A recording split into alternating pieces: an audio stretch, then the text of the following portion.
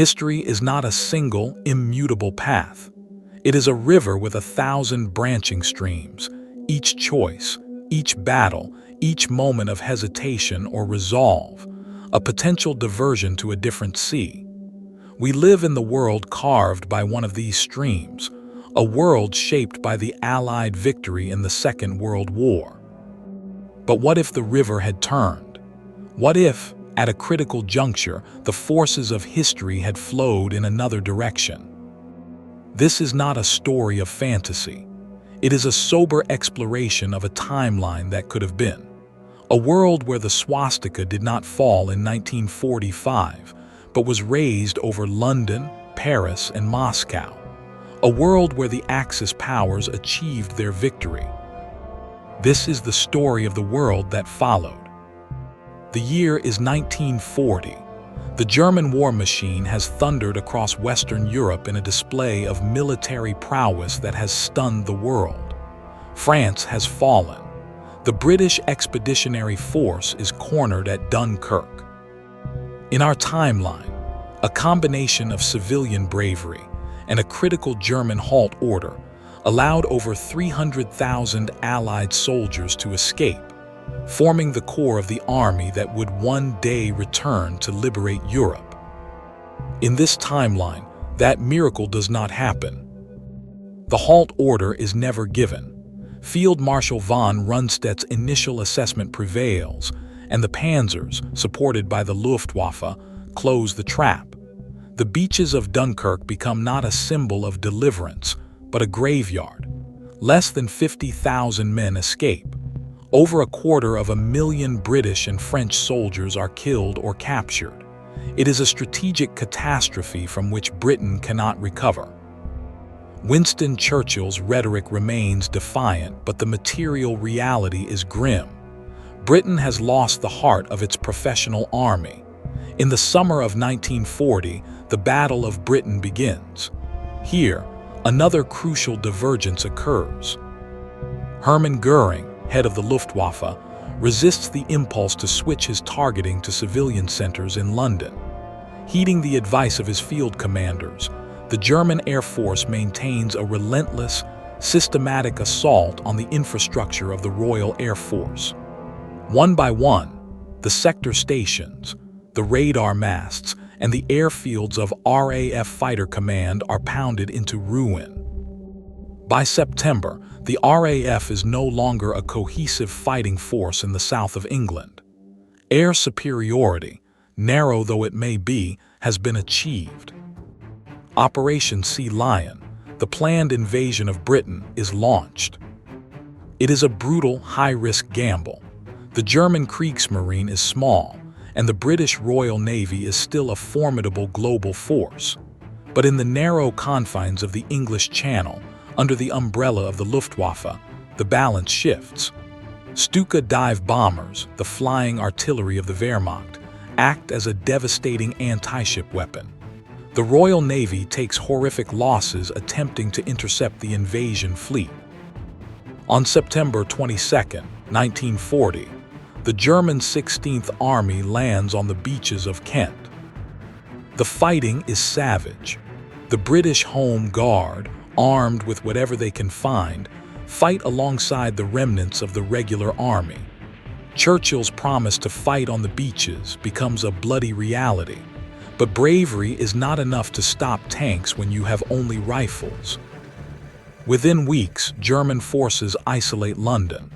The royal family is evacuated to Canada.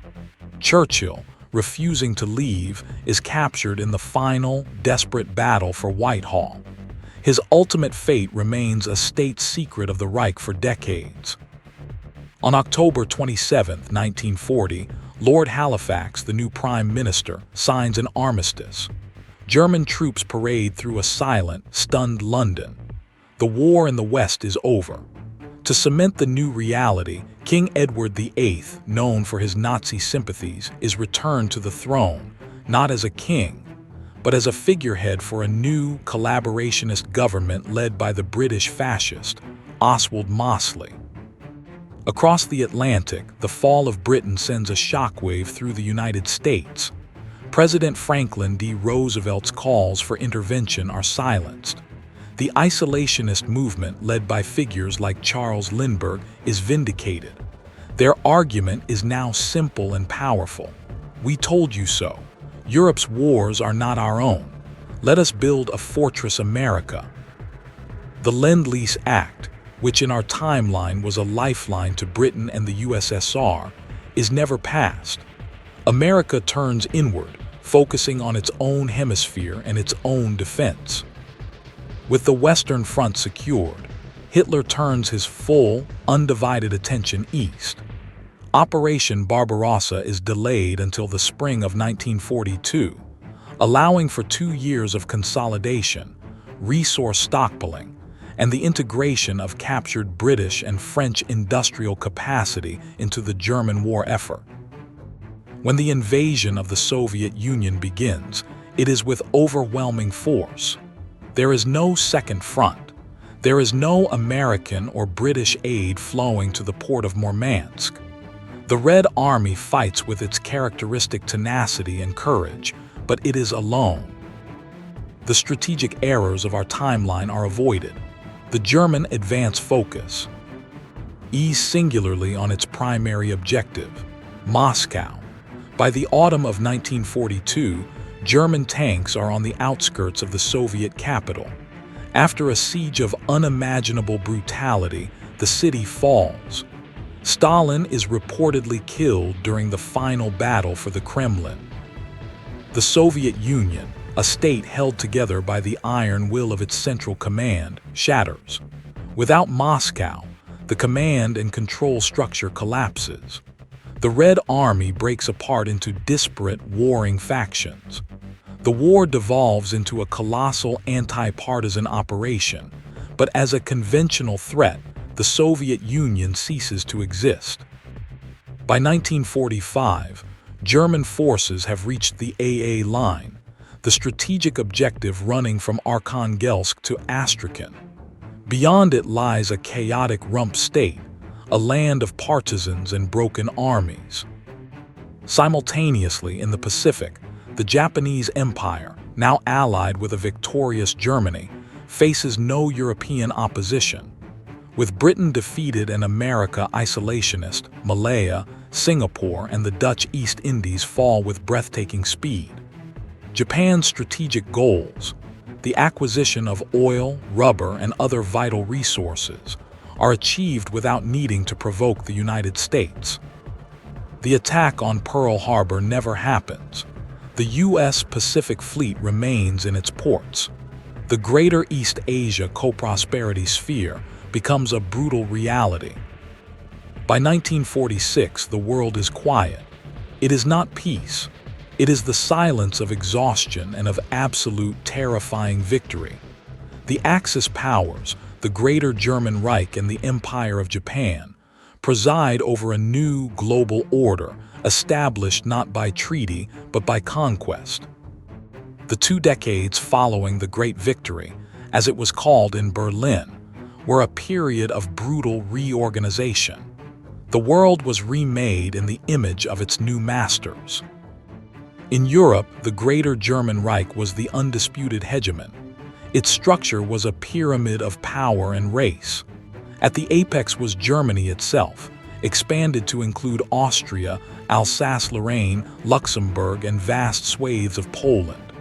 This was the heartland for Reichsdeutsche only. Below this were the Germanized territories. Western Poland, the Czech Republic, now the Protectorate of Bohemia and Moravia, were to be slowly cleansed of their native populations and settled by Germans. Next were the satellite and collaborationist states, a neutered Vichy France, governed from Paris but subservient to Berlin, a fascist Italian empire, a junior partner that was increasingly overshadowed and controlled by its northern ally. The British Union of Fascists under Oswald Mosley governed a sullen, occupied Britain, its empire dismantled, its navy scuttled or seized.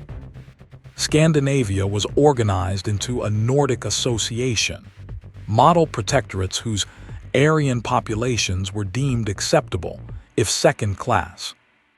But the true horror of the new order was realized in the East.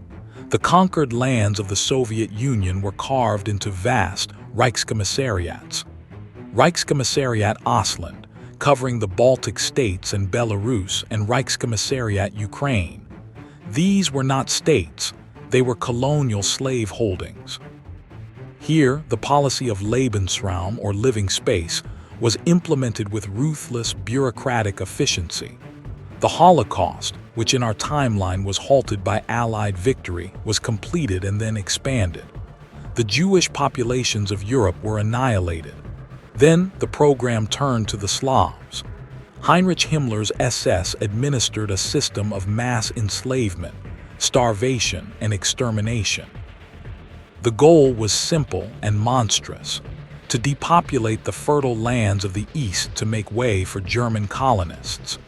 Millions perished every year from planned famines and forced labor, building the infrastructure of their own replacement. Resistance was endemic, but savagely suppressed. The forests of Belarus and the plains of Ukraine were home to a perpetual, low-grade war, a constant drain on German manpower. The United States, now a bystander to this new dark age in Eurasia, adopted a policy of hemispheric defense. The Monroe Doctrine was no longer a political statement. It was a military necessity. Under a succession of right-leaning, nationalist presidents, the U.S. formed the Pan-American Defense Pact, a military and economic alliance encompassing Canada and most of Latin America. American society became insular and paranoid. The fear of fascist infiltration was rampant, leading to a Red Scare equivalent, but for fascists. Civil liberties were curtailed in the name of national security.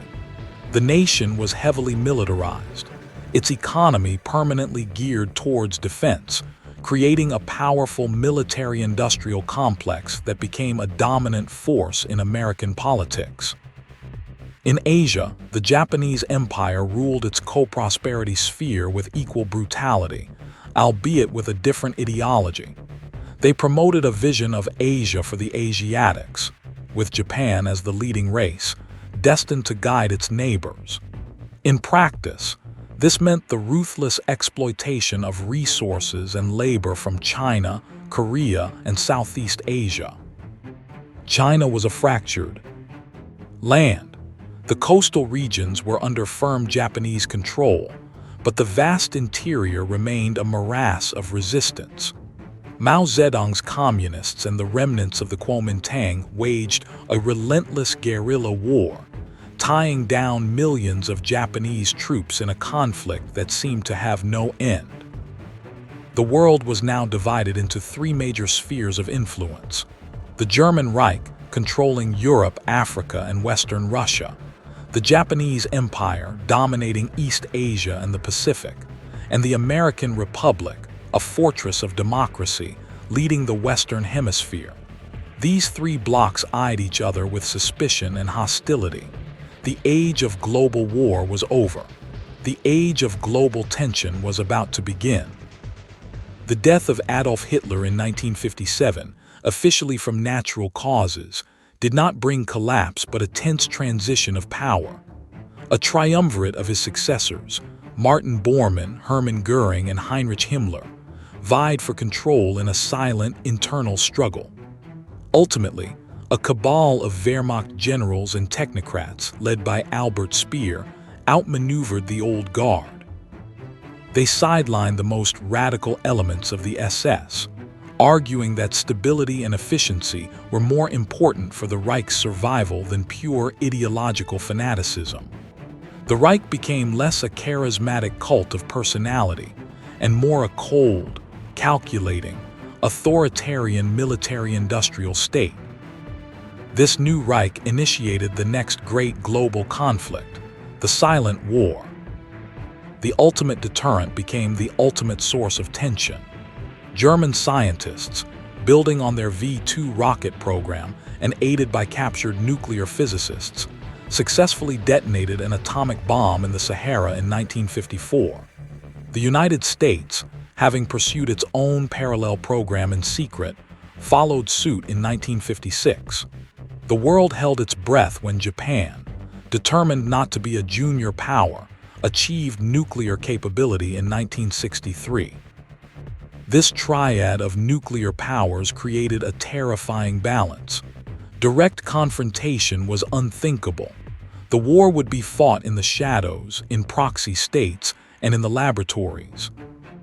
The battlegrounds of the silent war were the unaligned nations of the world. In South America, German-backed military juntas in Argentina and Chile clashed with US-supported democracies in Brazil and Colombia. Africa, chaotically decolonized after the collapse of the old European empires, became a chessboard. The Reich sought resources, propping up brutal dictators who would grant access to cobalt, diamonds, and uranium. The US countered by supporting anti-fascist liberation movements. The Middle East was a powder keg. The Reich, seeking to control the world's oil, fostered alliances with Arab nationalist movements, arming them against any American influence. The State of Israel never existed. These proxy wars were brutal and protracted, costing millions of lives, all while the major powers never fired a shot at one another directly. The technological race was relentless. The German Reich, with its emphasis on monumental engineering and military application, pioneered space. The first man in space was not a Russian or an American, but a German Luftwaffe pilot, launched from a base in occupied Namibia in 1965. The German space program, however, was not for exploration. It was for domination.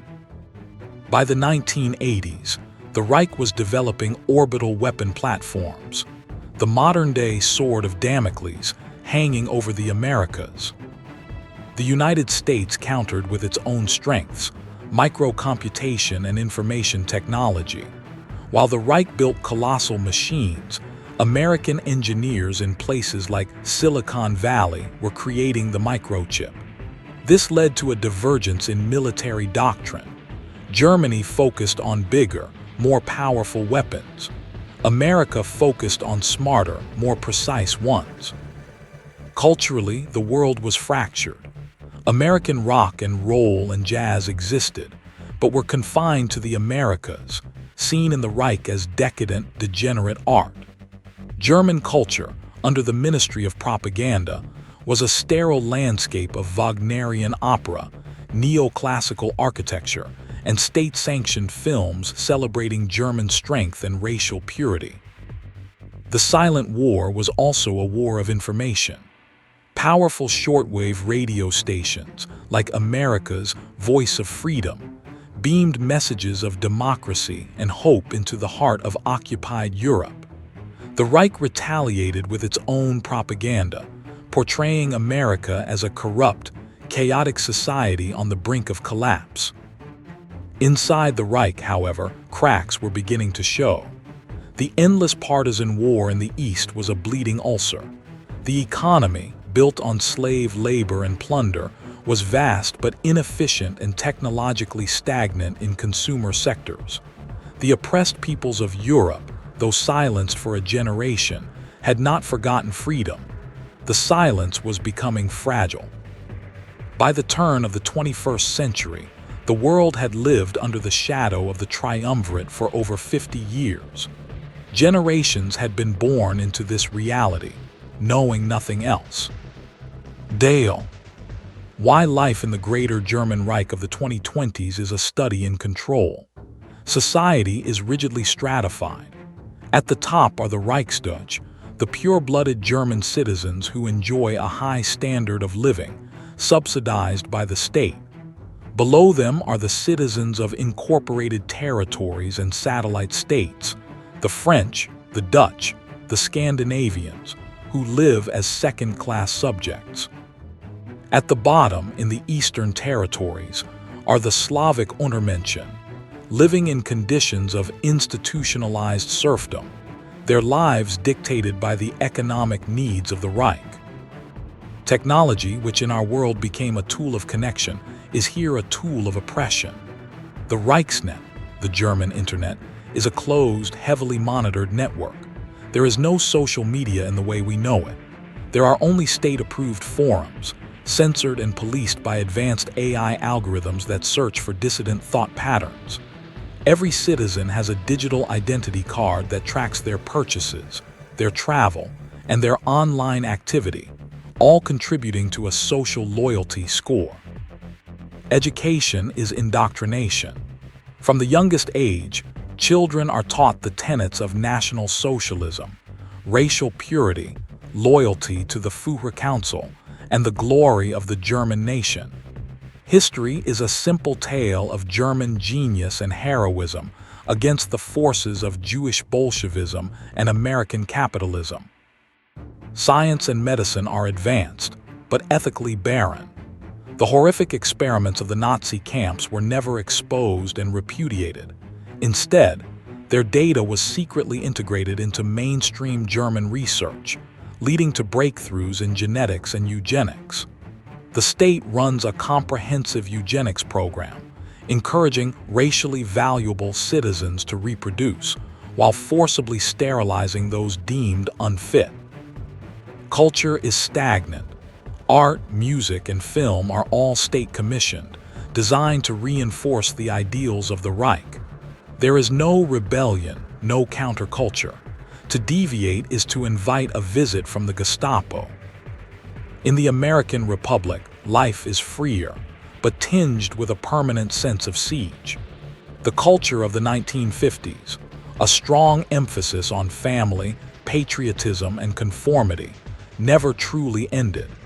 The counterculture of the 60s was a minor, suppressed movement, viewed as dangerously un-American in the face of the global fascist threat. The American internet is open but is a battleground. Government agencies wage a constant cyber war against German and Japanese hackers. Privacy is a hotly debated and often sacrificed commodity. American technology is driven by the need to stay ahead of the Reich. This has led to incredible advances in artificial intelligence, drone technology, and stealth capabilities. The U.S. military is the most technologically advanced on the planet, a necessary counterweight to the Reich's sheer size. The Japanese Empire faces its own challenges. Its economic model, based on colonial extraction, has led to immense wealth for the Japanese homeland, but also to perpetual, draining insurgencies in China and Southeast Asia. Japanese society is a paradoxical mix of hypermodern technology and rigid, traditionalist social structures. The emperor is still revered as a divine figure, and the military holds immense political power. The great global fault line of the 21st century is the digital one. The open, chaotic American web versus the closed, controlled Reichsnet and the corporatist, insular Japanese spherenet. Information is the most valuable and dangerous weapon of all. And in the dark corners of the Reichsnet, a new kind of resistance is beginning to stir, using the tools of their oppressors to connect, to organize, and to remember a world that was lost. To truly understand this alternate 2020s, we must tour the world, nation by nation, and see the deep scars left by the Axis victory. Europe. Germany is the Colossus. Its capital, Germania, is the largest city on Earth, a testament to power and hubris. But beneath the gleaming marble, the Reich is sclerotic, beset by corruption, and terrified of the instability on its eastern frontier. The United Kingdom is a sad, gray backwater. The British Union of Fascists governs a deindustrialized nation that serves as a tourist destination for wealthy Germans. The English language is suppressed in favor of German. Resistance, centered in the highlands of Scotland and the hills of Wales, is a romantic but futile cause, brutally crushed whenever it surfaces. France is partitioned. The North and West are under direct German military administration. The South is a collaborationist state that pays massive tribute to Berlin. The French identity is one of quiet, simmering resentment. Italy, the original fascist power, is a discontented junior partner. It holds nominal control over the Mediterranean, but its economy and military are completely dependent on Germany. Eastern Europe is the Reich's great slave yard. Poland has been effectively erased from the map. The Ukraine is a vast agriculture. Rural colony, its people working the land for German benefit. It is a land of silent suffering and endless, hopeless partisan warfare. Russia. The former Soviet Union is a shattered ruin. West of the Urals is the Reichskommissariat Moscowian, a lawless military zone. Beyond the Urals lies the Siberian Free State, a fractured, brutal military dictatorship, engaged in a perpetual border war with both the Germans to the west and the Japanese in Manchuria. It is a pariah state, a ghost of the old Russia. The United States and Canada. These nations form the core of the free world. Their alliance is ironclad. The U.S. is a superpower, but one defined by fear and defense. Its society is less individualistic and more collectivist than in our timeline, united against a common foe. Canada, with its vast resources and smaller population, is an essential partner, but lives in the constant shadow of its southern neighbor. Latin America. A fractured continent, it remains a key battleground in the silent war. Nations like Brazil, Colombia, and Mexico are aligned with the U.S., their democracies fragile. Others, like Argentina and Paraguay, are ruled by German-backed fascist regimes. It is a continent of coups, counter-coups, and covert operations. China, Japan, and East Asia. Japan is the master of Asia, but its empire is built on sand. The occupation of China is its Vietnam, a conflict that has bled it dry for 80 years. The communist resistance, led by Mao's successors, still controls large swathes of the interior and receives covert aid from the United States. Korea is a deeply oppressed colony, its culture and language systematically erased in a campaign of forced assimilation. Southeast Asia is a collection of Japanese puppet states, their resources exploited for the benefit of the empire. India and South Asia. Freed from British rule by default, India fell into chaos. Without a stable post-colonial transition, the subcontinent balkanized into a patchwork of warring princely states, republics, and theocracies. Both Germany and Japan vie for influence here, funding different factions in an effort to control the region's vast population and resources. The Middle East. A cauldron of instability. With no Israel, the primary conflict is between German-backed pan-Arab fascist movements and American-supported monarchies and republics. The oil fields of Saudi Arabia and the Persian Gulf are the ultimate prize, protected by a massive American military presence, creating a constant state of high tension with the Reich. Africa. The continent is seen by the Reich purely as a source of raw materials and a dumping ground for undesirables.